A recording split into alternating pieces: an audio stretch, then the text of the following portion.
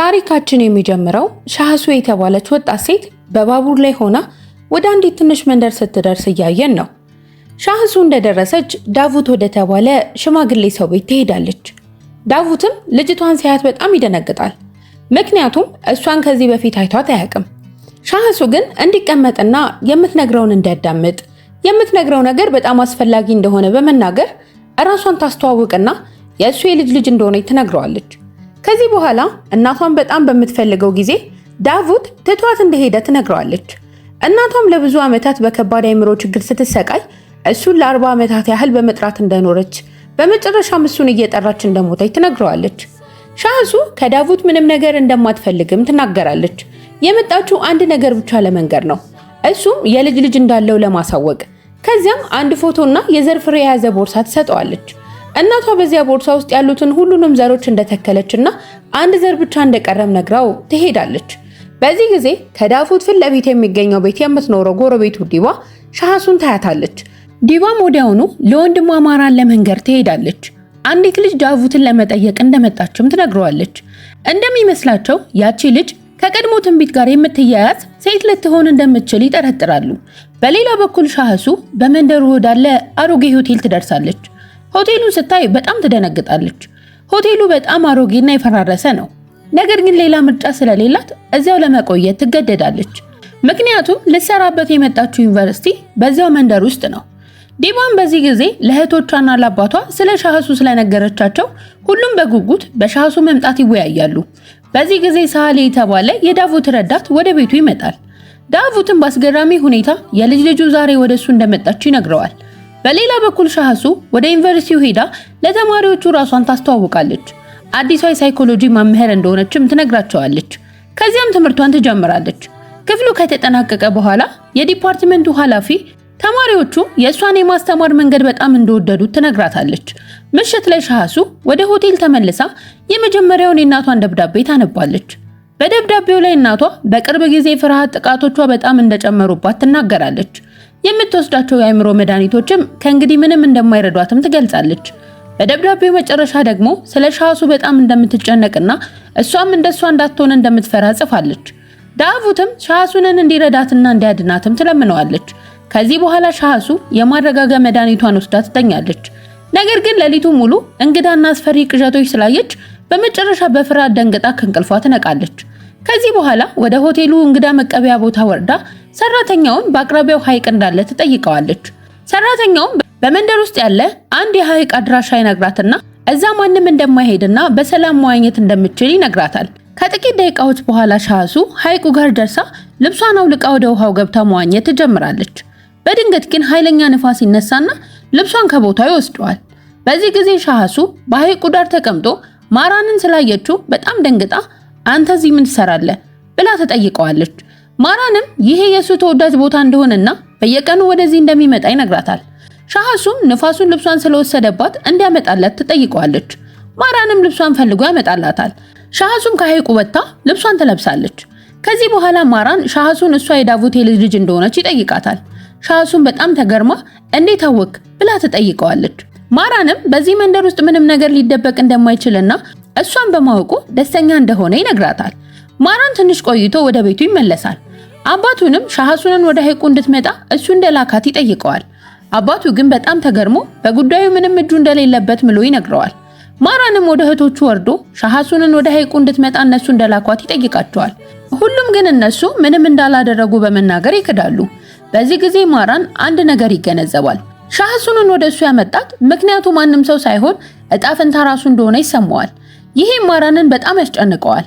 ምሽት ላይ ሻህሱ በመንደር ውስጥ እየተዟዟረች እያለ ትልቅ ፌስቲቫል እየተካሄደ እንደሆነ ታያለች። እዚህ ቦታ ላይ ሁሉም የመንደሩ ነዋሪዎች ተሰብስበው እየተዝናኑ ነው። በዚህ ጊዜ ሻህሱ በአጋጣሚ ሀብል የምትሸጥ አንዲት ሴትዮ ታያለች። ሻህሱ ወደ እሷ ስትቀርብ ሴትዮዋ የምትሸጣቸው ሀብሎች ፍቅርን ወደ ሰው ልብ እንደገና እንደሚመልሱ ትናገራለች። ከዚህ በኋላ ሻህሱን በደንብ አይታት ይህንን ሀብል አንቺ በጣም ትፈልጊዋለሽ ትላታለች።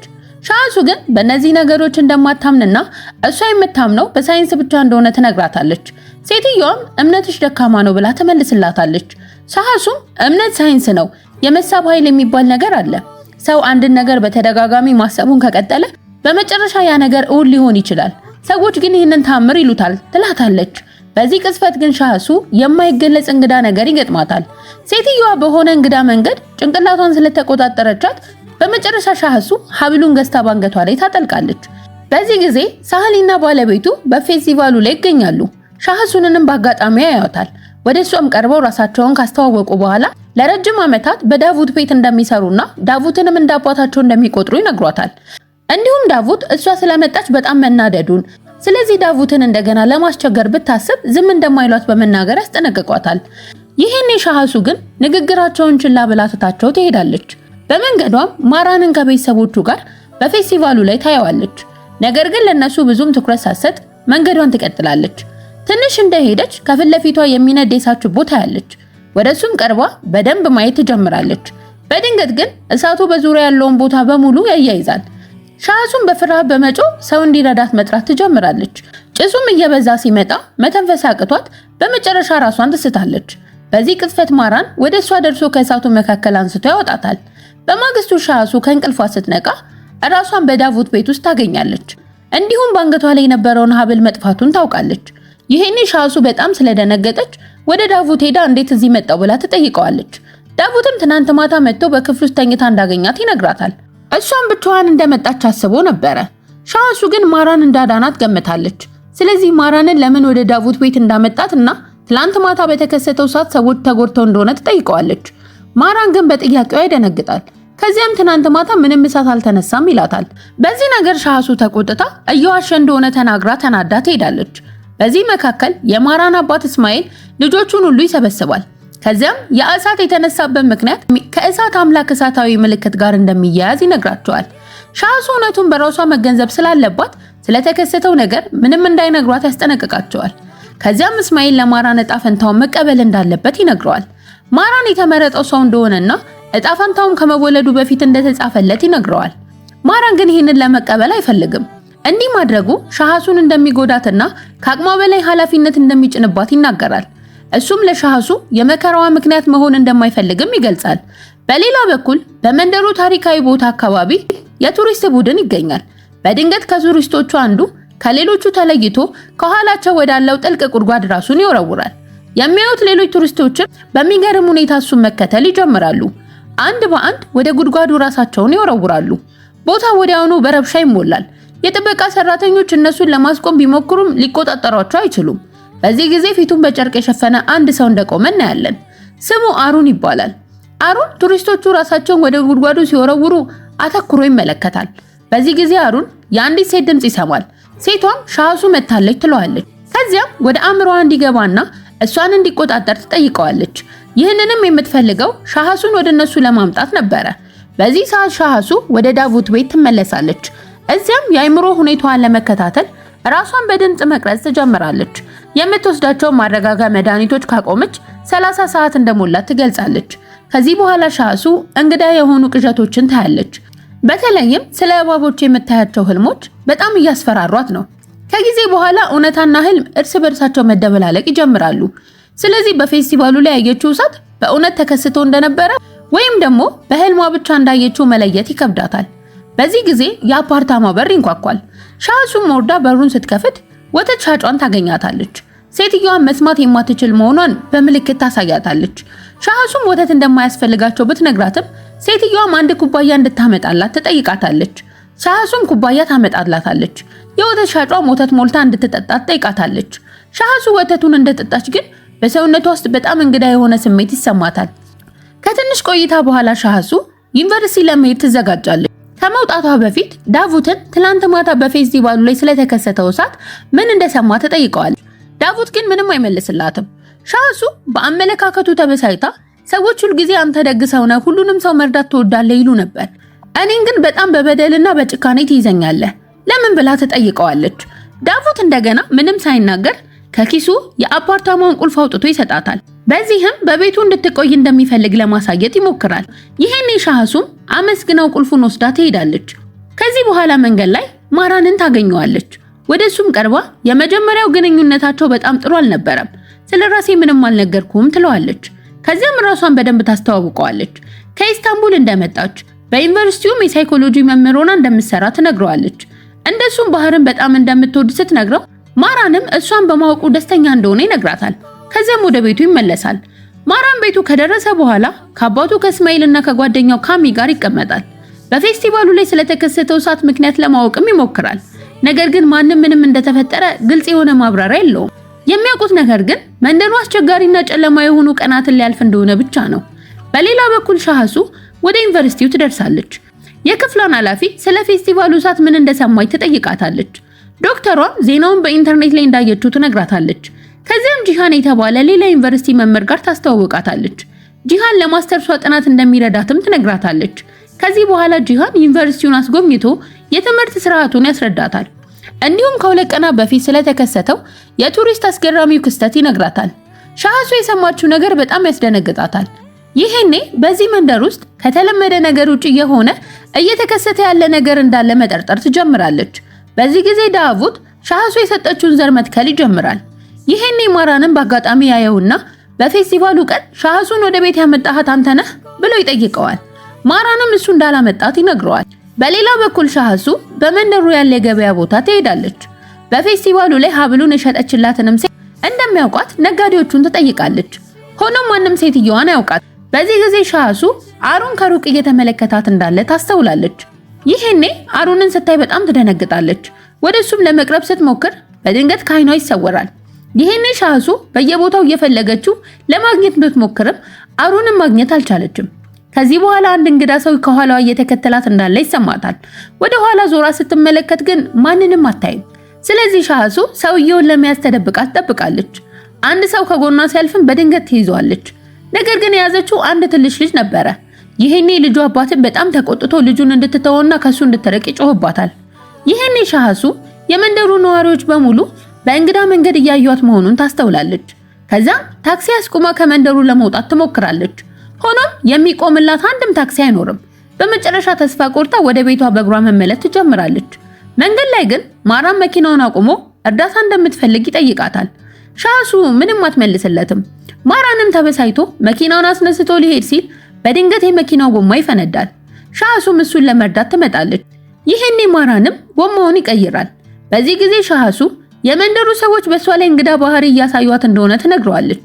ማራንም እዚህ መኖር ካልተመቻት ወደ ኢስታንቡል እንድትመለስ ይመክራታል። ይሄ ምክር ግን ሻህሱን ያስቆጣታል። ማራንም በመንደሩ ውስጥ እንድትኖር እንደማይፈልግ ይሰማታል። ምሽት ላይ ሳህሊ ዳቡት የተከለውን ዘር ውሃ ለማጠጣት ይወጣል።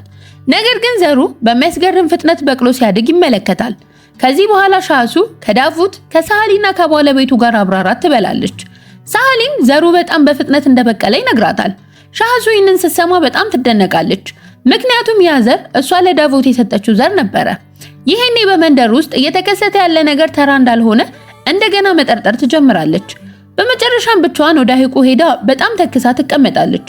ከጥቂት ጊዜ በኋላ ወደ ቤት ተመልሳ ብቻዋን ትሆናለች። በዚህ ሰዓት ዲባ ከሩቅ ሆና ሻህሱን እየተመለከተች ለወንድሟ ሻህሱ በእናቷ ሞት ምክንያት በጣም እንደተከዘች ትነግረዋለች። ይሄኔ ዲባ ሰዎች የማያውቁት አንድ ልዩ ችሎታ እንዳላት ይታያል። ዲባ ባላት ልዩ ችሎታ የተነሳ የሌሎችን ሰዎች ስሜት መረዳትና መስማት ትችላለች። ይህንን ስለሚያውቅ ማራን ወደ ሻህሱ ሄዶ ጠዋት ላይ ለተናገራት ነገር ይቅርታ ለመጠየቅ ይወስናል። ማራንም ሻህሱ በእናቷ ሞት ምክንያት የተሰማትን ሐዘን እንደሚሰማውና እሱም ተመሳሳይ ከባድ ህይወት እንዳሳለፈ ይነግራታል። ልዩነቱ እናቱ እሱ በተወለደበት ቀን ነበር የሞተችው። ይሄኔ ድንገት ዝናብ መዝነብ ይጀምራል። በዚህ ቅጽበት ሻህሱ በልቧ ውስጥ ደስታ ይሰማታል። ማራንም ሻህሱ እንደተሻላት ይረዳና እዚያው ትቷት ይሄዳል። ከዚህ በኋላ ማራን ሻወር እየወሰደ እናየዋለን። በእጁ ላይ የእባብ ምስል ያለው ንቅሳት እንዳለና የእባብን በእጁ ላይ እንደሚንቀሳቀስ እንመለከታለን። በዚህ ሰዓት ሻህሱ ተኝታለች። ይሄኔ አሩን ከፊቷ ይገለጣል። የሻህሱንም ሀብል በእጁ ይዞ ነበረ። ነገር ግን በድንገት አሩን ወደ እባብነት ይለወጣል። እባቡን በሻህሱ ሰውነት ላይ መራመድ ይጀምራል። ሻህሱም ደንግጣ በፍርሃት ከእንቅልፏ ነቅታ ለመረጋጋት ወደ ሐይቁ ትሄዳለች። በዚህ ጊዜ ዳቡት ወደ ልጁ ክፍል ይገባል። መሬት ላይ የአንድ ሰው የእግር አሻራ ያያል። ዳቡት ወዲያውኑ ማራን ወደ ክፍሉ እንደገባ ይገምታል። ስለዚህ ማራንን አግኝቶ ይጣላዋል። ከሻህሱ እንዲርቅና እንደገና ወደ ክፍሏ ለመግባት እንዳይሞክር ያስጠነቅቀዋል። ማራን ግን በጣም ተገርሞ ምን እንደሚናገር አይገባውም። ምክንያቱም ወደ ሻህሱ ክፍል ገብቶ አያውቅም። በሌላ በኩል ሻህሱ ወደ ዩኒቨርሲቲው ትሄዳለች። ጂሃንም አብረው ምሳ ለመብላት ወደ አንድ የከባብ ምግብ ቤት እንዲሄዱ ይጋብዛታል። ሻህሱም ተስማምታ በጂሃን ሞተር ላይ ትቀመጣለች። በዚህ ጊዜ ማራን ወደ ዩኒቨርሲቲው ይመጣል። ለሻህሱም ስጦታ ይዞ ነበረ። ነገር ግን ሻህሱን ከጂሃን ጋር ሲያያት በጣም ተበሳይቶ በቅናት ይሞላል። ስጦታውንም ሳይሰጣት ሐሳቡን ይቀይራል። ከዚህ በኋላ ማራን ለታላቅ እህቱ ለሃሪያን ስልክ ደውሎ ጂሃን ወደ ሻህሱ ለመቅረብ እየሞከረ እንደሆነ በቁጣ ይነግራታል። ይህም ማራን ሻህሱ ላይ በጣም እንደሚቀናባት ያሳያል። ምግብ ቤት ሻህሱና ጂሃን አብረው ምሳ እየበሉ እያለ ሻህሱ ወደ መጸዳጃ ቤት ትሄዳለች። ይሄኔ የእባብ ድምጽ ይሰማታል። በፍርሃትም አንድ በአንድ የመጸዳጃ ቤቱን ክፍሎች ብትከፍትም ምንም ነገር አታገኝም። ስለዚህ በጣም ፈርታ በፍጥነት ከመጸዳጃ ቤቱ ትወጣለች። ምሳቸውን ከጨረሱ በኋላ ጂሃን በሞተር ሻህሱን ወደ ቤቷ ያደርሳታል። ማራንም ሁለቱም በአጋጣሚ ያያቸዋል። በዚህም ቅናቱ ይበልጥ ይጨምራል። ሻህሱ ወደ ቤት ስትገባ ዳቡት በሩ ላይ ተጨማሪ መቆለፊያ እየገጠመ ታየዋለች። በጣም ተገርማ ለምን ይሄንን እንደሚያደርግ ትጠይቀዋለች። ዳቡትም የማያውቀው ሰው ወደ ቤቱ እንዲገባ እንደማይፈልግ ይነግራታል። እንዲሁም ዛሬ ከማራን ጋር የተጣላው እንደገና ወደ ቤቱ እንዳይገባ በማስጠንቀቂያ እንደሆነ ይነግራታል። ሻህሱን ይሄኔ በጣም ተናዳ ማራን ወደ ቤቱ እንዳልገባ ትነግረዋለች። ከዚህ በኋላ ወደ ማራን ሄዳ በዳቡት አመለካከት ይቅርታ ጠይቀዋለች። ማራንም ረጋ ብሎ አልተበሳጨሁም ይላታል። ሻህሱንም ለምን በሷ ላይ እንዲህ እንደሆነ ትጠይቀዋለች። ማራን ግን እሱ እንደለመደው ብቻ እየተንከባከባት እንደሆነ ይነግራታል። ይሄኔ ሻህሱን በንግግሩ ተበሳይታ ትታው ትሄዳለች። ምሽት ላይ ሻህሱንና ዳቡት አብሮ ቴሌቪዥን እያዩ ያለ ሻህሱን ማራንን ወደ ቤት ለእራት ለመጋበዝ እያሰበች እንደሆነ ትነግረዋለች። ዳቡት ይሄንን ሲሰማ በጣም ተናዶ ምንም ሳይናገር ተነስቶ ከቤት ይወጣል። ሻህሱንም ተከትላ ወጥታ ለማስረዳት ትሞክራለች። በማግስቱ ሻህሱን ተማሪዎቿን ስታስተምር እናያታለን። ጂሃንና ዲባን በክፍል ውስጥ አሉ። የዕለቷ የትምህርቷ ርዕስ ሰው ራሱን መርዳት አለበት የሚል ነበር። አንድ ተማሪ ግን አንቺ ራስሽን በትክክል አውቀሻል ብሎ ይጠይቃታል። ሻህሱንም እስካሁን ድረስ ራሴ 100% እንዳወኩ ልናገር አልችልም ብላ ትመልስለታለች። በዚህ ጊዜ የማራን ሶስተኛ እህት ቪኪ በአንድ የእጽዋት መደብር ውስጥ ትታያለች። ይሄኔ ሻህሱ አደጋ ላይ እንዳለች የሚነግራት ስሜት ይሰማታል። ወዲያውኑ ዲባን ለማስጠንቀቅ ትደውላለች። ዲባ ግን ስልኳን አታነሳም። ስለዚህ ቪኪ የድምጽ መልእክት ትልክላታለች። መልእክቱ ሻህሱ ትልቅ አደጋ ላይ ነች፣ እባክሽን በጥንቃቄ ተከታታያት የሚል ነበር። በዚህ ሰዓት ሻህሱ ከመስኮቱ ጀርባ በድጋሚ አሩንን ትመለከተዋለች። እሱ ማን እንደሆነ ለማወቅም ተከትላው ትወጣለች። ይሄኔ ዲባም የቪኪን የድምጽ መልእክት ሰምታ ወዲያውኑ ሻህሱንን ብትከተላትም ሻህሱን አሩንን እየተከተለች ብዙ ርቀት ትሄዳለች። በመጨረሻም አሩን ወደ አንድ ያረጀ ህንፃ ውስጥ ይገባል። ሻህሱንም እንዲቆም በመናገር ትጮኻለች። ይሄኔ አሩን ወደሷ በአስፈሪና በሚያጠራጥር መልኩ ዞሮ ያያታል። ከዚያም ወደ አንድ ክፍል ገብቶ ይጠፋል። ሻህሱንም ተከትላ ወደ ክፍሉ ስትገባ በድንገት በጣም ትልቅ እባብ ከፊቷ ይመጣል። በዚህ ጊዜ ክፍሉ በር ይዘጋባታል።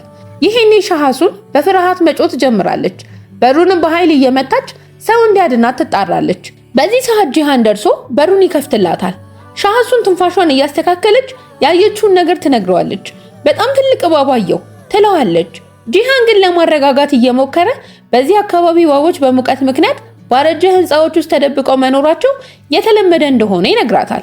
ሻህሱ ግን እዚያ ያየችው የሆነ ወንድ ሰው እንዳለ ትጠይቀዋለች። ጂሃን ግን እዛ ምንም ሰው እንዳላየ ይነግራታል። ይሄኔ ሻህሱ ተናዳ ከቦታው ትሄዳለች። ጂሃንም ከኋላዋ ይከተላታል። ዲባ ግን ጂሃንን ለማስቆም ትሞክራለች። ጂሃን ግን ሻህሱን በዚህ ዩኒቨርሲቲ ውስጥ እስካለይ ድረስ እኔ ጠብቃታለሁ፣ አንቺን በህይወቴ ውስጥ እንደገና ጣልቃ አትግቢ፣ ካልሆነ ግን ልትጎጂ ትችያለሽ ይላታል።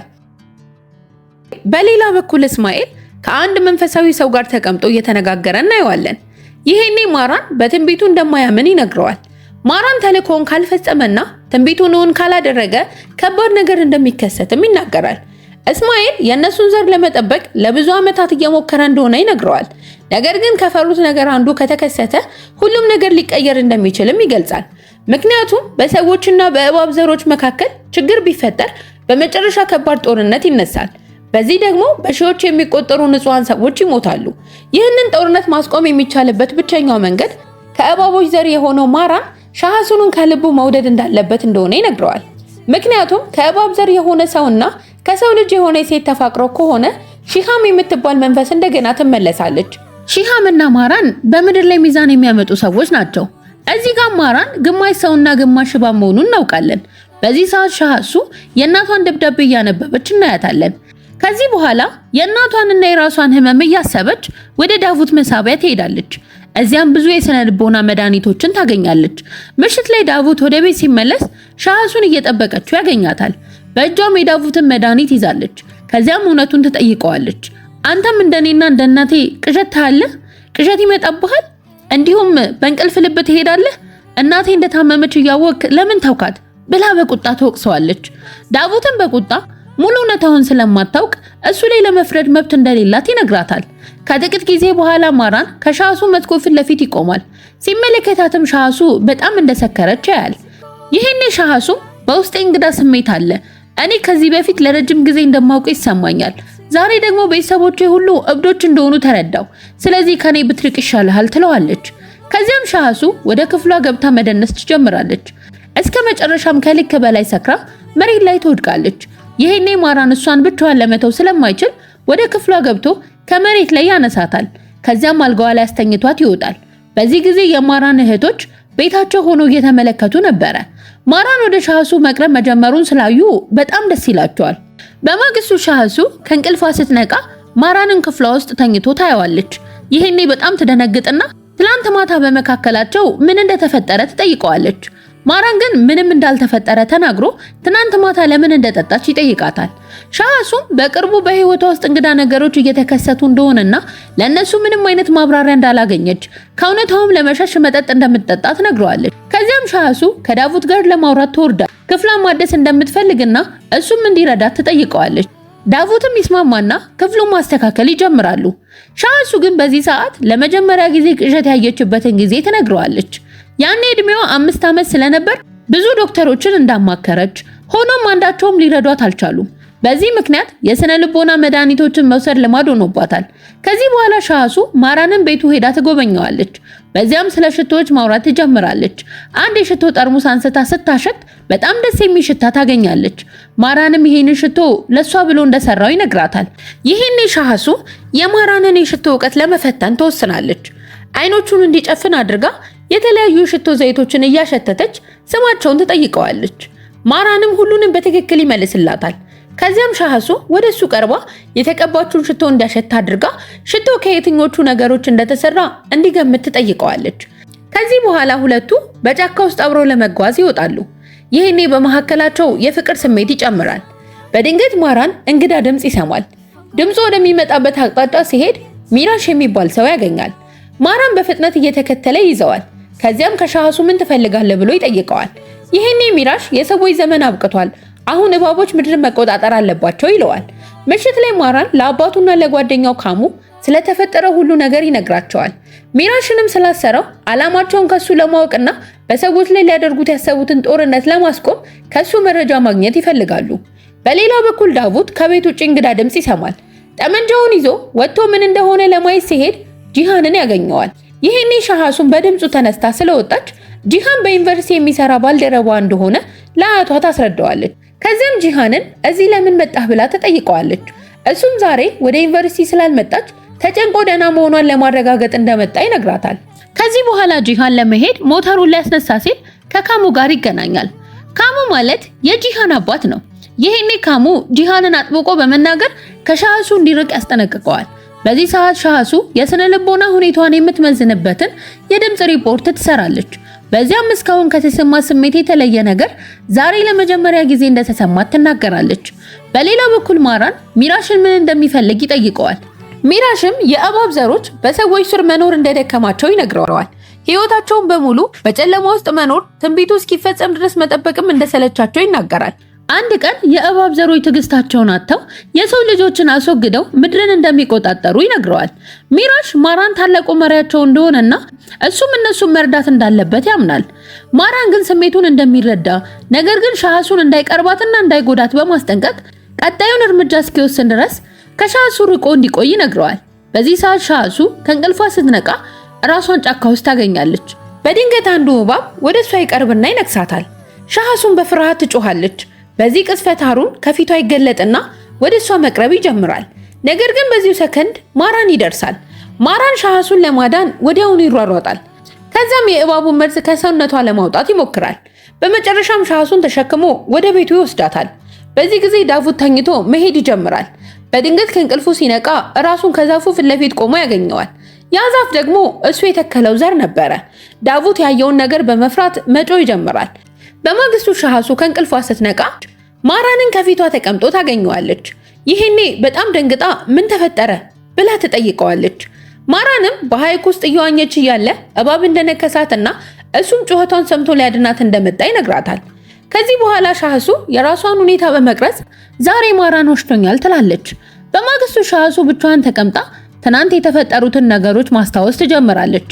ማራን የእባቦችን ስም ሲጠራ እንደሰማች፣ የማራን እህቶች ደግሞ መርዙን ከሰውነቷ ለማስወገድ ወደ ውሃ ገንዳ ውስጥ እንዳስገቧት ታስታውሳለች። በዚህ ጊዜ ሻሃሱ ከዚህ ቤተሰብ ጀርባ አንድ ከባድ ሚስጥር እንዳለ መጠራጠር ትጀምራለች። እውነቱን ለማወቅም ቤተሰቡን ለማየት ትወስናለች። ሻሃሱ ወደ ማራን ቤተሰብ ቤት ስትደርስ ቤተሰቡ አንድ ላይ ተቀምጠው ታገኛቸዋለች። ይህኔ ሻሃሱ ከነሱ ጋር ትቀመጣለች። ነገር ግን መምጣቷ ቤተሰቡን እንዳስጨነቀው በግልጽ ትረዳለች። ሁኔታውን ለማወቅ ሻሃሱ እስማኤልን ሆስፒታል መሄድ አለብኝ ብላ ትጠይቀዋለች። እስማኤልም እሷን መርምሮ ህመም እንዳለባት ይጠይቃታል። ሻሃሱ ግን ደህና እንደሆነች ትነግረዋለች። ይህኔ እስማኤልም ወደ ሆስፒታል መሄድ እንደማያስፈልጋትና በደንብ እንደታከመች ያረጋግጥላታል። ከዚህ በኋላ ሻሃሱን በመንደር ውስጥ ለምን ያህል ጊዜ ልትቆይ እንደምትችል ይጠይቃታል።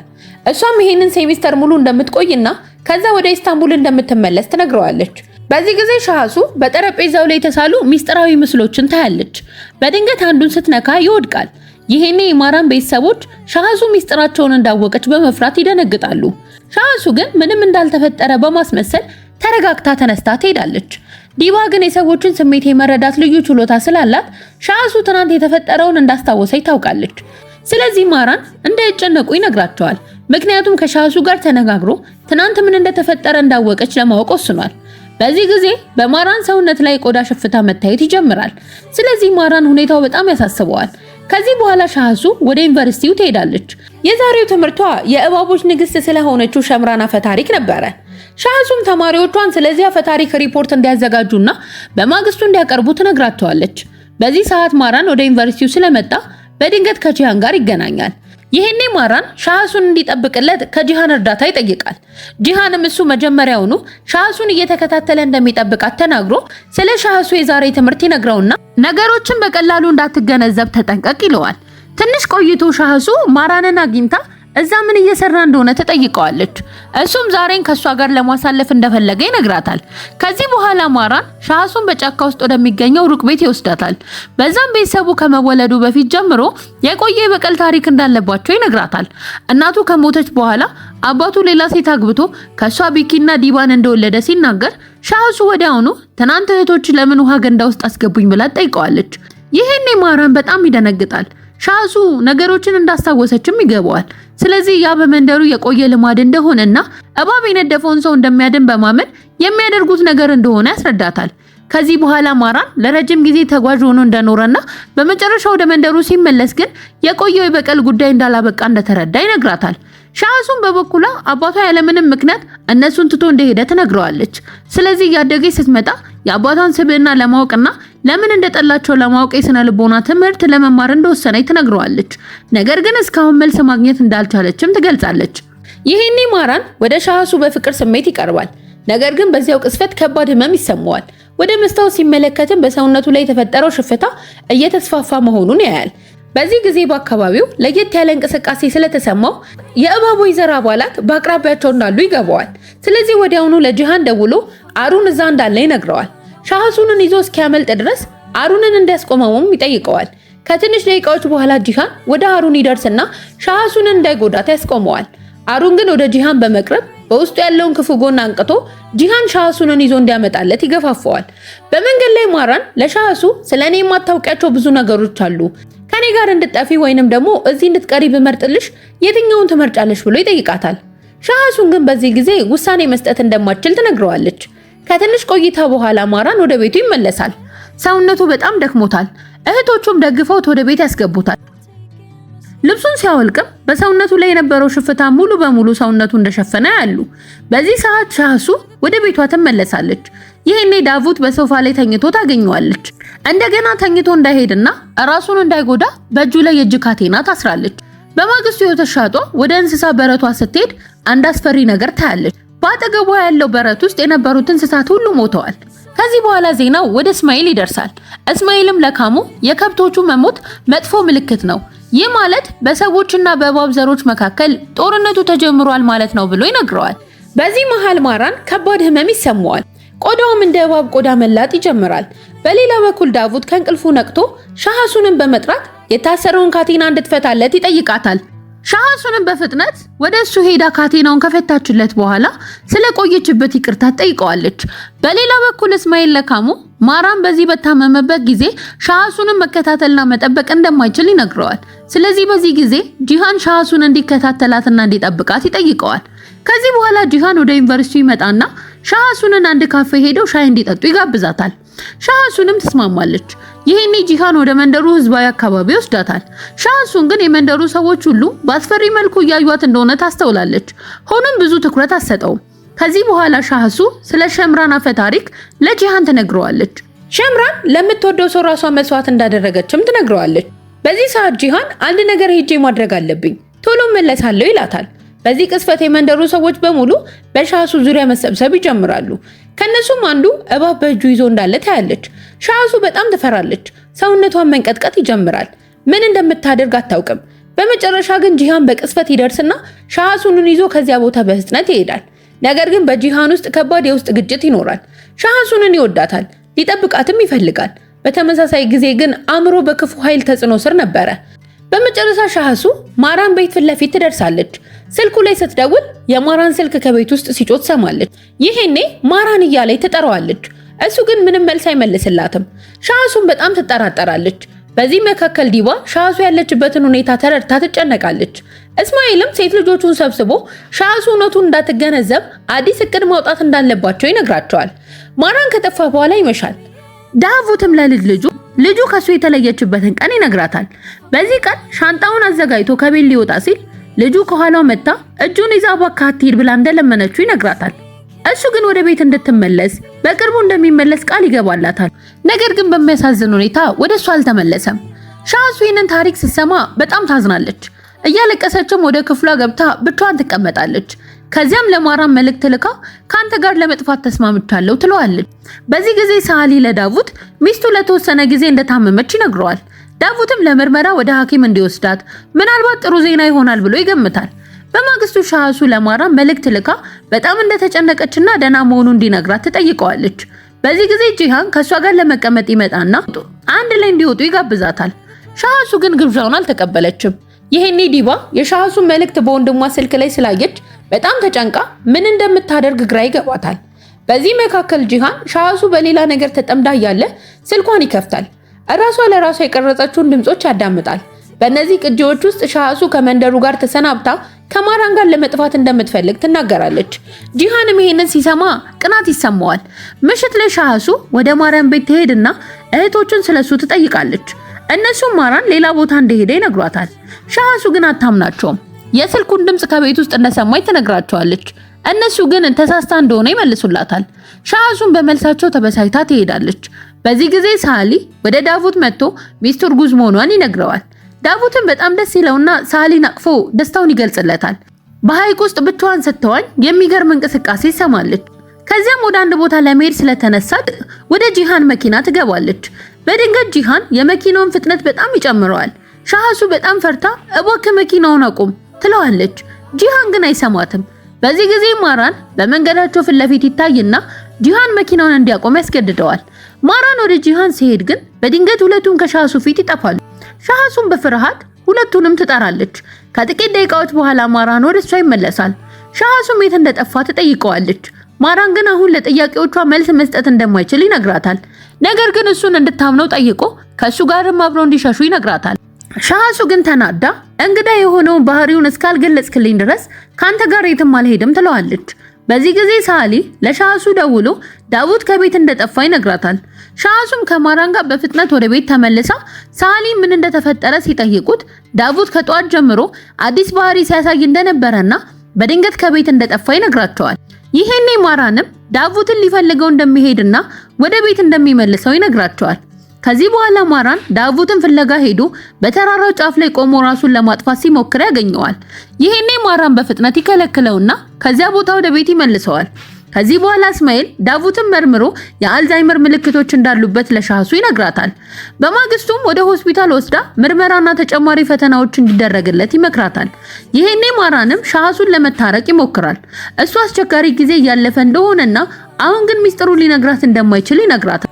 ሻህሱ ግን ሚስጥር እየደበከኝ እስከሆነ ድረስ ካንተ ጋር መቀጠል አልችልም ትለዋለች። ከዚህ በኋላ ማራን ወደ ቤቱ ተመልሶ ለካሙ ጂሃን ከእባቦች ዘር ጎን እንደቆመና ሻህሱንን ለመጉዳት እንደሞከረ ይነግረዋል። ነገር ግን ሻህሱንን እንዳልጎዳት ያረጋግጥለታል። ይሄኔ ካሙ በጣም ይቆጣና ሰዎች እባቦችን እንዳስቆጧቸው የእባቦች ዘር በጣም ስለተቆጡ በቀል ለመውሰድ እንደሚፈልጉ ይነግረዋል። ከዚያም ካሙ ማራንን ጂሃንን እንዳይቀርበው ያስጠነቅቀዋል። ምክንያቱም ልጁን ከቀጣ በኋላ እሱንም እንደሚቀጣው ይነግረዋል። ጂሃንም አባቱ ከሰዎች ጎን መቆሙን ሲያውቅ በጣም ይቆጣል። በሌላ በኩል የሻህሱ የክፍል ኃላፊ ዶክተር በቤተ መጻሕፍት ውስጥ ተቀምጣ እናያታለን። በድንገት ከመጻሕፍቱ መካከል እባብ ይወጣና ይነክሳታል። ከዚያም ወደ ሰውነቷ ገብቶ አእምሮዋን መቆጣጠር ይጀምራል። በማግስቱ ዲባ የዲፓርትመንቷን ኃላፊ ለመፈለግ ትሄዳለች። በዚያም ከተማሪዎችና ከረዳቶች ጋር ወደ ጥንታዊ ቤተ መንግስት የጉብኝት ጉዞ እንዲያደርጉ ይወሰናል። በቤተ መንግስቱ ሻህሱ ለጂሃን ለመደወልና ደህና መሆኑን ለማወቅ ትሞክራለች። እሱ ግን ስልኩን አያነሳም። በድንገት ከፊት ለፊቷ ካለው ጉድጓድ ውስጥ አንድ ድምጽ ስሟን እየጠራ ትሰማለች። ይሄም ቀደም ሲል የቱሪስቶቹ ቡድን ራሱን ወደ ጉድጓዱ የወረወረበት ተመሳሳይ ጉድጓድ ነበረ። ሻህሱ ወደ ጉድጓዱ ቀርባ የሚታያትን ሰንሰለት ለማንሳት ትሞክራለች። ነገር ግን ልትወድቅ ስትቃረብ ዲባ በቅስፈት ደርሳ ትይዛታለች። በዚህ መሃል ማራን ጂሃን ጋር ሄዶ ለምን ትጠላኛለህ ብሎ ይጠይቀዋል። ጂሃንም ማራንን ለመመረጥ የሚገባው ሰው እንዳልሆነ ይነግረዋል። ምክንያቱም በትንቢቱ አምኖ ሳይሆን በሻህሱ ፍቅር ምክንያት እየተከተለው እንደሆነም ይናገራል። ከዚህ በኋላ ማራን ከመንገዱ እንዲርቅ ይነግረውና የእባብ ጥርሶቹን ይመልስለታል። በሌላ በኩል ሻህሱ ከዲፓርትመንት ኃላፊዋ ጋር ተቀምጣ ያለ ዲባን ታያታለች። ዲባን በዶክተሯ ላይ አንድ ያልተለመደ ነገር እንዳለ ትረዳለች። ከዚህ በኋላ ሻህሱ ወደ ቤት ተመልሳ ዳዊትን ሆስፒታል ለመሄድ እንዲዘጋጅ ተጠይቀዋለች። ዳዊት ግን እምቢ ይላታል። ይሄኔ ሻህሱ ለሱ በጣም ስለምትፈራ ከሱ ጋር ትጣላለች። በመጨረሻም ለመጀመሪያ ጊዜ አያቴ ብላ ትጠራዋለች። ዳዊትም ይሄንን ለመጀመሪያ ጊዜ በመስማቱ ስሜቱ ይነካል። ከዚህ በኋላ ወደ ማራን ቤተሰብ እናልፋለን። በዚህ ሰዓት ሁሉም ተሰብስበዋል። ወተት ሻጯም ከነሱ ጋር አለች። እዚህ ጋር ወተት ሻጯ እንደ መጀመሪያው የታመመች ሳትሆን እየሰማችና እየተናገረች እንደሆነ ይታያል። እሷም የተከሰቱትን እንግዳ ነገሮች ትተነብያለች። ከማራን ቤተሰብ ጋር ሆና የምትናገረው ነገር አንድ ነው። ከማርክ በዓል ቀን ጀምሮ የተከሰቱት ሁሉም እንግዳ ነገሮች አንድ ትርጉም ብቻ አላቸው፣ ትንቢቱ በቅርቡ ሊፈጸም እንደሆነ። ስለዚህ እርግጠኛ ለመሆን በመንደሩ ያሉትን ሁሉ በአንድ ትልቅ ግብዣ ላይ መሰብሰብ እንዳለባቸው ትጠይቃለች። እነዚህም ሰዎች በሰዎች መልክ የሚኖሩ የእባቦች ዘር አባላት ናቸው።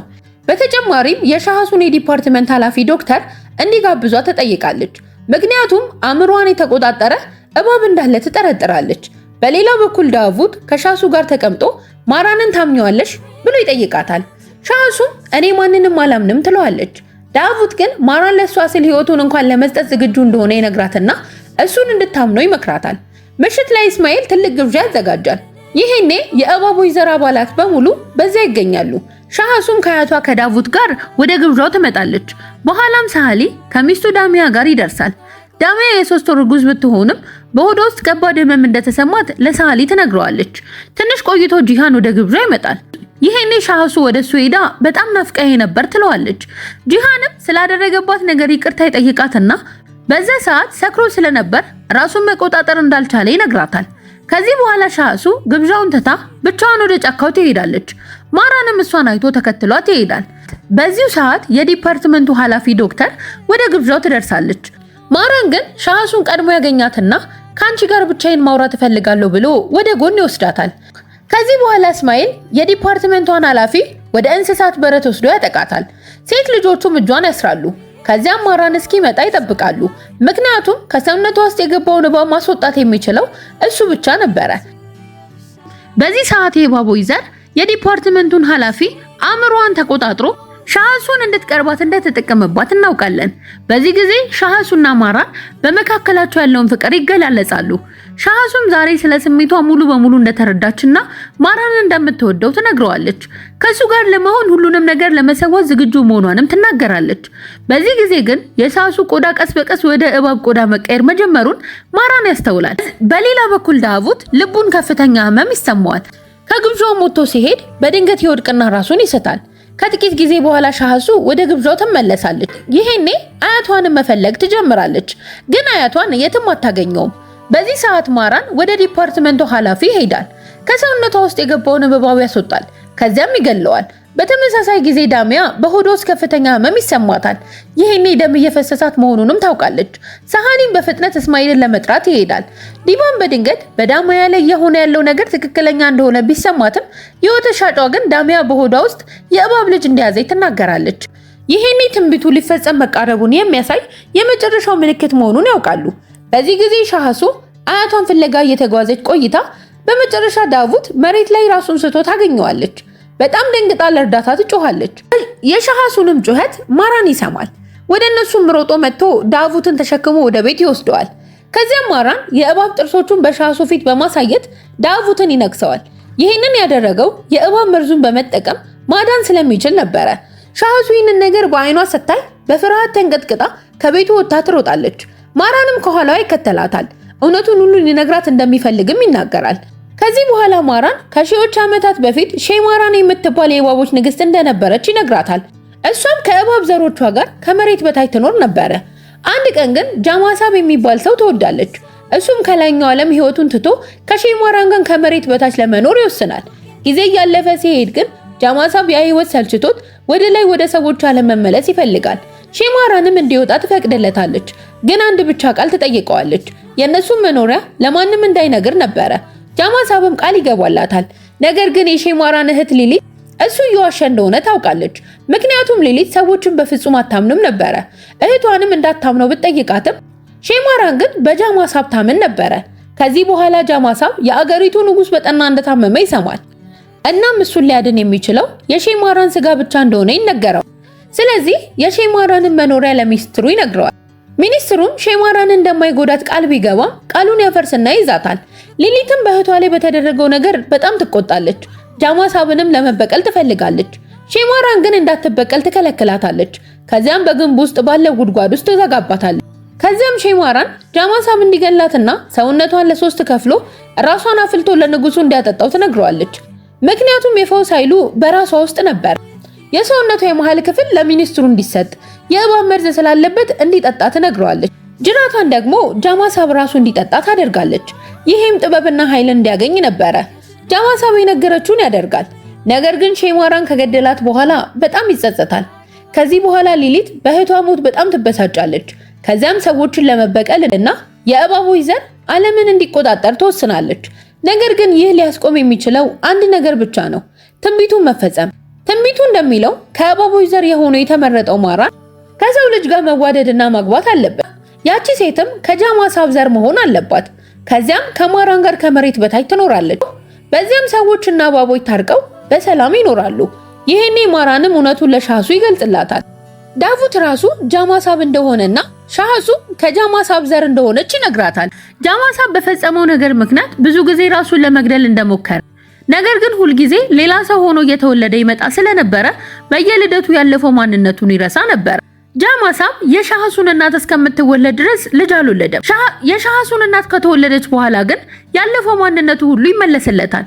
ስለዚህ ልጁን ትቶ ከሷና ከእናቷ ይሸሻል። ሻህሱን ይህንን ሁሉ ስትሰማ ልቧ ይሰበራል። እያለቀሰችም ወደ ጫካው ትሮጣለች። በዚህ ጊዜ እስማኤል ዳሚያን ለማዋለድ ይረዳታል። ከጥቂት ሰዓታት በኋላ ዳሚያ የእባብ ልጅ ወልዳ ትሞታለች። በዚህ ጊዜ ሚራሽ ዳቡትን ለመበቀል ወደሱ ይመጣል። በሼማራ ላይ ባደረሰው ነገር ዳቡትን ይጣላል። ስለዚህ ዳቡትን በቢላ ሊወጋው ሲል ዳቡት ራሱ በእጁ ያለውን ቢላ ይዞ ራሱን ይገላል። በሌላ በኩል አሩን ከሻህሱ ፊት ይታያል። ትንቢቱ ከመፈጸሙ በፊት ሻህሱንን ለመግደል ይፈልጋል። ይሄኔ አሩን የሊሊት ተላላኪ እንደሆነ እናውቃለን። ነገር ግን በድንገት ከሻህሱ ውስጥ አንድ ኃይል ይነሳል። የራሷን እውነተኛ ማንነት ተቀብላ ያንን ኃይል በመጠቀም አሩን እንዳይጎዳት ታስቆመዋለች።